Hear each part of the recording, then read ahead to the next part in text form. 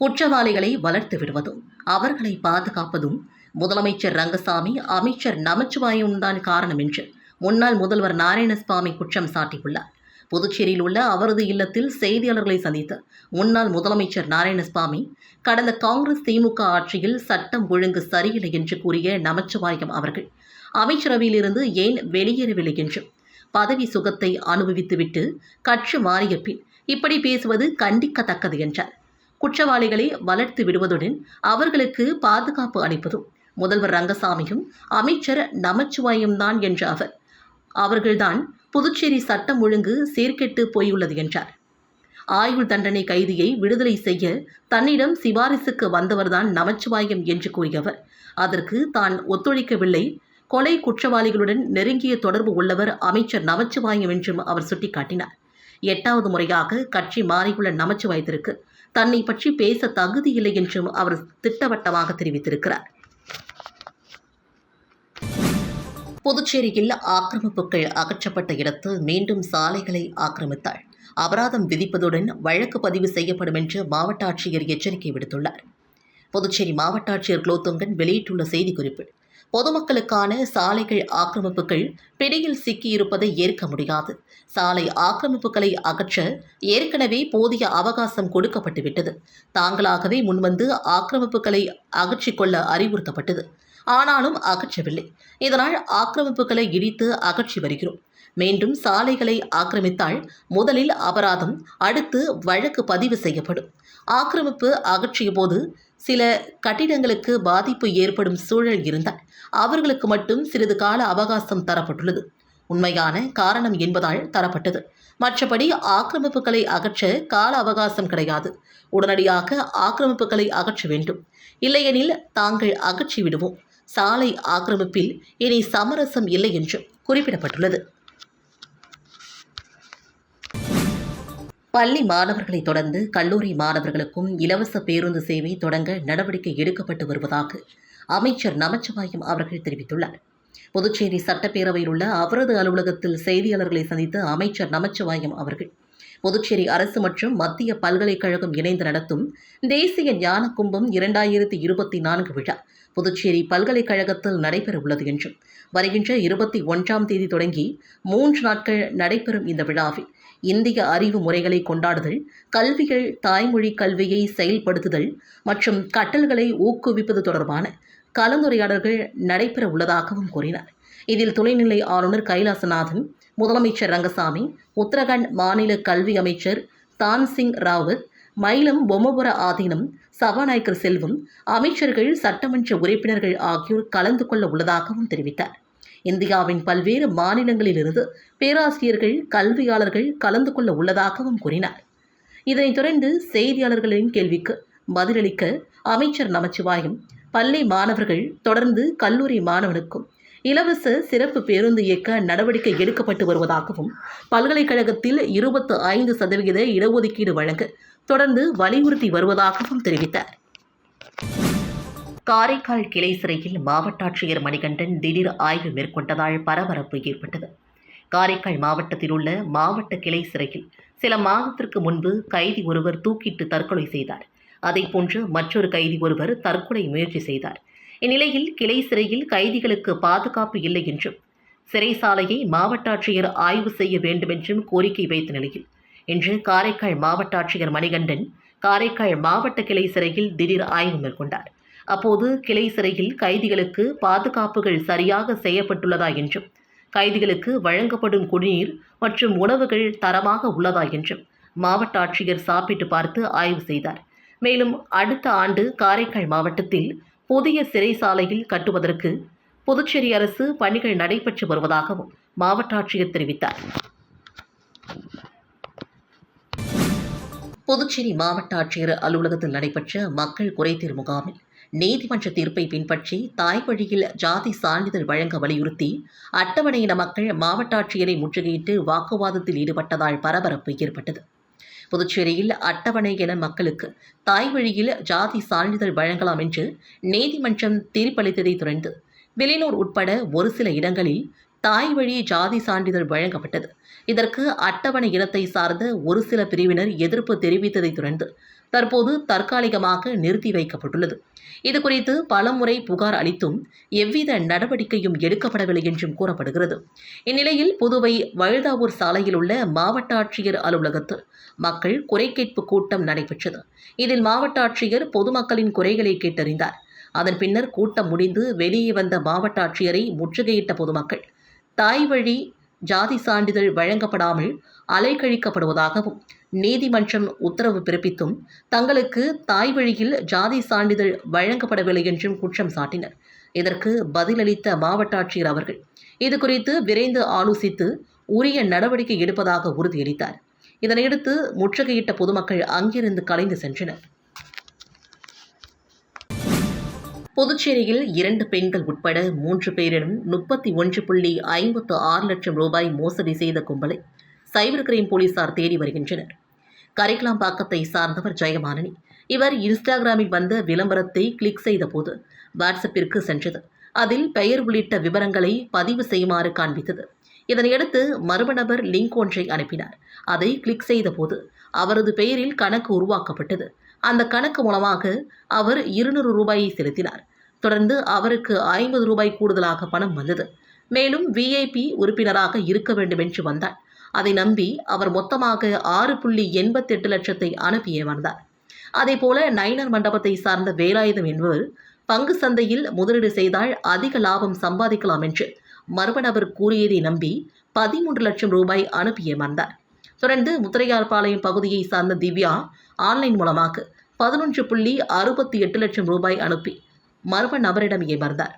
இதுகுறித்து 3 பேர் கொடுத்த புகாரின் அடிப்படையில் சைபர் கிரைம் போலீசார் வழக்கு பதிவு செய்து மர்ம கும்பலை தேடி வருகின்றனர்.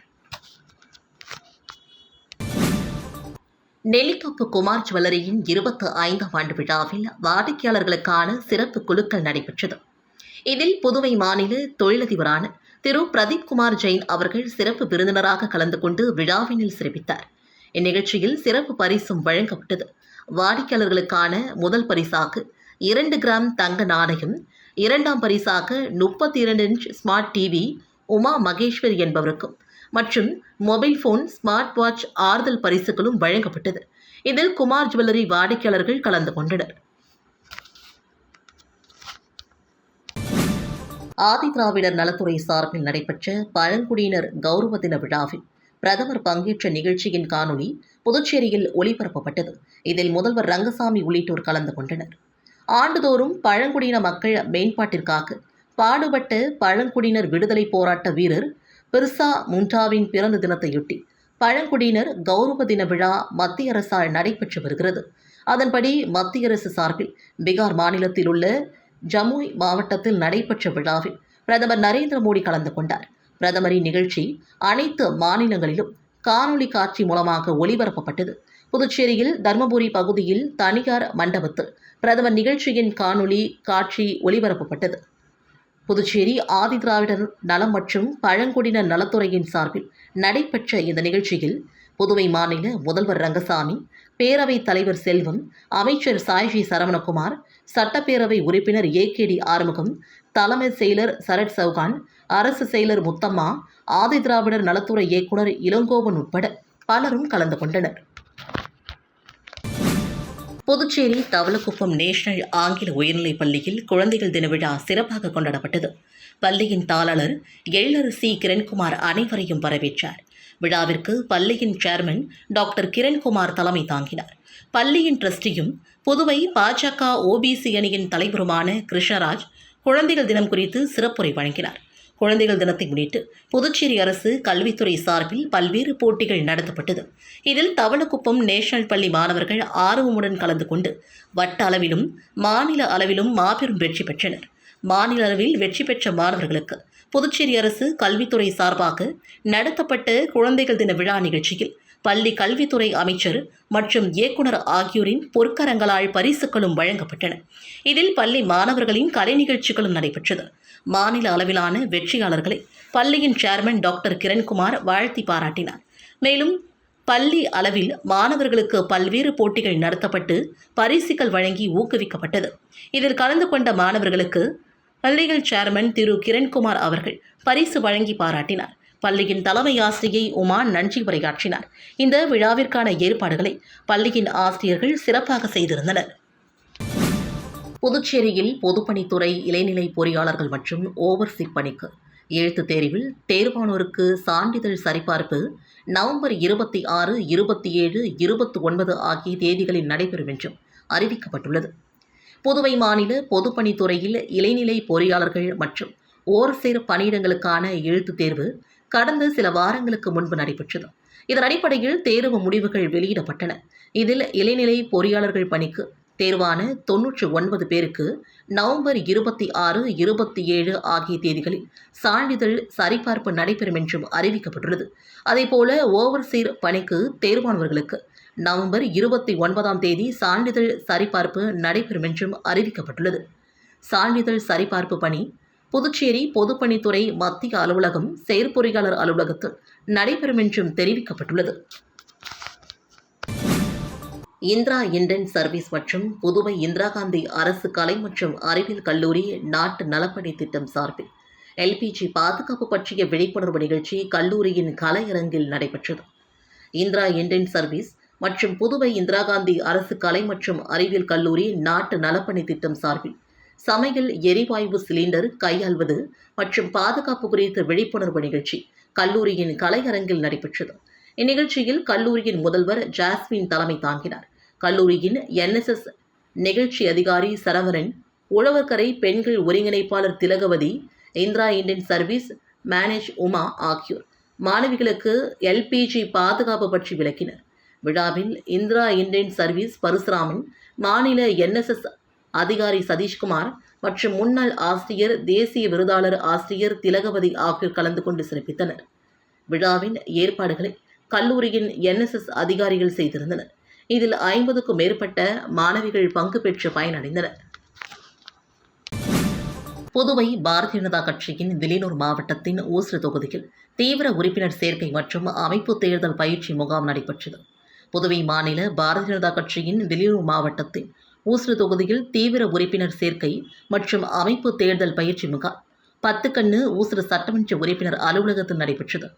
தொகுதியின் ஒருங்கிணைப்பாளர் சாய் தியாகராஜன், தொகுதியின் தலைவர் ஐயனார் ஆகியோர் தலைமையில் மாவட்ட தலைவர் ஓம் அனிதா முன்னிலையில் நடைபெற்ற இக்கூட்டத்தில் சிறப்பு அழைப்பாளராக மாவட்ட தேர்தல் அதிகாரி முன்னாள் சட்டமன்ற உறுப்பினர் தங்க விக்ரமன், மாவட்ட தேர்தல் இணை அதிகாரி SS ஆனந்தன், மாவட்ட பொதுச் செயலாளர் ஆனந்த பாஸ்கர், பொதுச் செயலாளர்கள் முத்தாலு, முரளி, சிவசங்கர், மாவட்ட செயலாளர் மல்லிகா சிவகுமார், மாவட்ட செயற்குழு உறுப்பினர் பிரசன்னா மற்றும் மாநில மாவட்ட தொகுதியின் கிளை தலைவர்கள், அணி தலைவர்கள், கேந்திர பொறுப்பாளர்கள், நிர்வாகிகள் என திரளானோர் கலந்து கொண்டனர். பயிற்சியாளர்கள் இல்லாததால் 9 அரசு பள்ளிகளில் NCC பாட பிரிவுகள் நீக்கப்பட்டதற்கு சட்டமன்ற உறுப்பினர் நேரு அவர்கள் கண்டனம் தெரிவித்துள்ளார். புதுச்சேரி சுயேட்சை சட்டமன்ற உறுப்பினர் நேரு அவர்கள் வெளியிட்டுள்ள அறிக்கையில், புதுச்சேரி அரசு பள்ளிகளில் இயங்கி வந்த NCC சீனியர் மற்றும் ஜூனியர் பிரிவு பயிற்சியாளர்கள் இல்லாததால் NCC பாடப்பிரிவு அங்கீகாரம் ரத்து செய்யப்பட்டுள்ளது. நாவலர் நெடுஞ்செழியன் கல்வி காலேஜ், இளங்கோ அடிகள், ஜீவானந்தம் விவேகானந்தா, உழவர்கரை அரசு பள்ளி, தந்தை பெரியார் பள்ளி, கல்மண்டபம் பள்ளி, தொண்டமானத்தம் திருவிகா, கனுவப்பேட்டை பள்ளிகள் NCC ஜூனியர் பிரிவு இயங்கி வந்தது. தற்போது நாவலர் நெடுஞ்செழியன் தொண்டமானத்தம் பள்ளியில் மட்டுமே இயங்கி வருகிறது. மீதமுள்ள 9 பள்ளிகளில் NCC ஜூனியர் பிரிவு ரத்தாகியுள்ளது. அரசு பள்ளிகளில் ரத்தான NCC ஜூனியர் மற்றும் சீனியர் பிரிவுகள் தனியார் பள்ளிகளுக்கு வழங்கப்பட்டுள்ளது. லாஸ்பேட்டை தொழில்நுட்ப பள்ளியில் மட்டுமே NCC சீனியர் பிரிவு உள்ளது. அங்கும் பயிற்சியளிக்க நிரந்தர ஆசிரியர் இல்லாததால் அப்பள்ளியும் NCC பாடப்பிரிவு தகுதி இழக்கும் நிலை உள்ளது. எனவே அரசு பள்ளிகளில் NCC பாடப்பிரிவு மீண்டும் செயல்பாட்டிற்கு கொண்டு வர நடவடிக்கை எடுக்க வேண்டும் என்று குறிப்பிடப்பட்டுள்ளது. அகில பாரத ஐயப்ப சேவா சங்கம் புதுச்சேரி மாவட்டம் சார்பாக வில்லியனூர் பெரிய கோவில் எதிரில் அன்னதானம் வழங்கும் நிகழ்ச்சியை அமைச்சர் நமச்சிவாயம் துவக்கி வைத்தார்.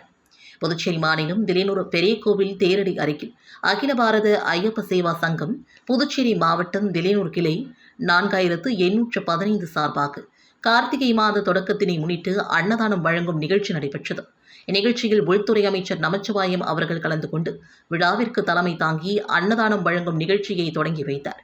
புதுச்சேரி மற்றும் கிளை தலைவர் ஏகாம்பரம், கிளை சிறப்பு அழைப்பாளர் கண்ணபிரான், கிளை செயலாளர் பாண்டுரங்கன் மற்றும் மாநில நிர்வாகிகள், கிளை நிர்வாகிகள், ஐயப்ப பக்தர்கள் என திரளானோர் கலந்து கொண்டனர். வில்லியனூர் திருக்காமேஸ்வரர் நகரில் ரூபாய் 11 லட்சம் மதிப்பீட்டில் சாலை அமைக்கும் பணியினை எதிர்க்கட்சித் தலைவர் சிவா அவர்கள் துவக்கி வைத்தார். வில்லியனூர் சட்டமன்ற தொகுதி வில்லியனூர் திருக்காமேஸ்வரர் நகர் மேற்கு விரிவாக்கத்தில் விடுபட்டுள்ள குறுக்கு சாலைகளுக்கு வில்லியனூர் கொம்யூன் பஞ்சாயத்தின் மூலமாக ரூபாய் 11,61,000 மதிப்பீட்டில் சாலை அமைக்கும் பணிக்கான பூமி பூஜை நிகழ்ச்சி நடைபெற்றது. இந்நிகழ்ச்சியில் தொகுதியின் சட்டமன்ற உறுப்பினரும் சட்டமன்ற எதிர்க்கட்சித் தலைவருமான சிவா அவர்கள் கலந்து கொண்டு சாலை அமைக்கும் பணியினை பூமி பூஜை செய்து துவக்கி வைத்தார். இதில் வில்லியனூர் கொம்யூன் பஞ்சாயத்து ஆணையர் ரமேஷ், செயற்பொறியாளர் திருநாவுக்கரசு, இளநிலை பொறியாளர் சத்யநாராயணன், ஊர் முக்கியஸ்தர்கள் மற்றும் தொகுதியின் திமுக நிர்வாகிகள் உட்பட பலரும் கலந்து கொண்டனர். மரக்காணம் அருகே ஞானக்கல்மேடு அருள்மிகு ஸ்ரீ சுயம்பு பூதகாளி அம்பாள் திருக்கோவிலில் ஐப்பசி மாத பௌர்ணமியை முன்னிட்டு அன்னாபிஷேகம் மற்றும் சிறப்பு யாகசாலை பூஜைகள் நடைபெற்றது. விழுப்புரம் மாவட்டம் பானூர் சட்டமன்ற தொகுதிக்குட்பட்ட மரக்காணம் அருகே உள்ள ஞானக்கல்மேடு கிராமத்தில் அமைந்துள்ள ஸ்ரீ சுயம்பு பூதகாளி அம்பாள் திருக்கோவிலில் ஐப்பசி மாத பௌர்ணமியை முன்னிட்டு சிறப்பு யாகசாலை பூஜை மற்றும் அன்னாபிஷேகம் நடைபெற்றது.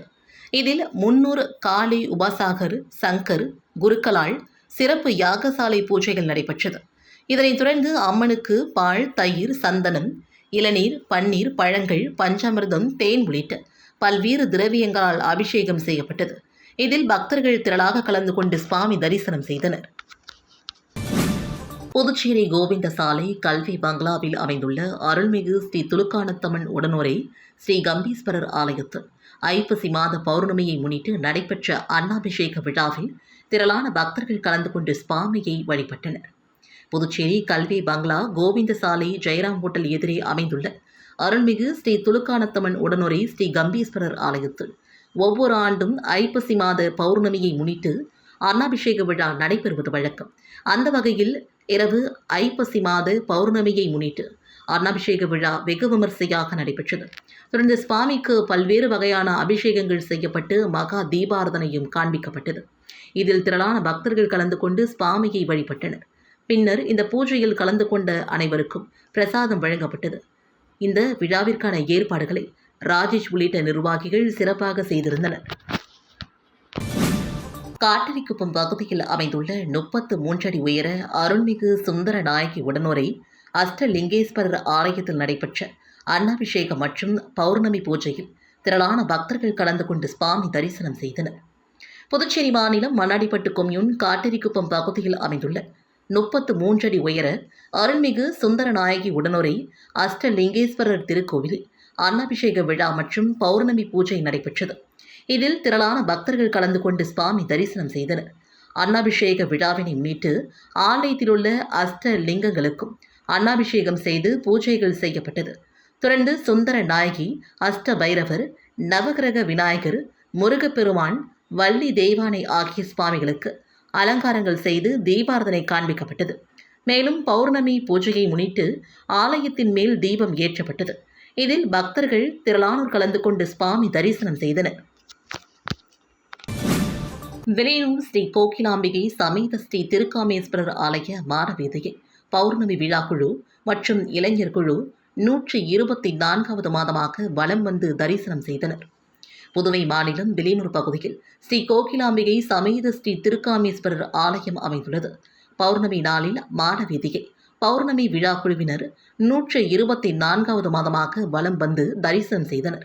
ஐப்பசி மாத பௌர்ணமியை முன்னிட்டு ஆலயத்தில் உள்ள பிரம்ம தீர்த்தத்திற்கு சிறப்பு தீபாரதனை செய்யப்பட்டது. இதில் திரளான பக்தர்கள் கலந்து கொண்டனர். மேலும் இதனைத் தொடர்ந்து பௌர்ணமி விழாவில் கலந்து கொண்ட பக்தர்கள் அனைவருக்கும் விழா குழு சார்பாக அன்னதானம் வழங்கப்பட்டது. விழாவின் ஏற்பாடுகளை பௌர்ணமி விழா குழுவினர் சிவனடியார் முருகன், செம்மனேரி ஜெயகணேஷ், பரமநாதன், சிவகுமார், மணிகண்டன், ஆறுமுகம், இளைஞர் குழுவினர் புருஷோத்தமன், சித்திக், மோகன், பரத், புருஷோத்தமன், குருபாலன், அன்பு மற்றும் பலரும் கலந்து கொண்டனர். நிகழ்ச்சிக்கான ஏற்பாட்டினை பௌர்ணமி விழாக்குழு மற்றும் இளைஞர் குழு சிறப்பாக செய்திருந்தனர்.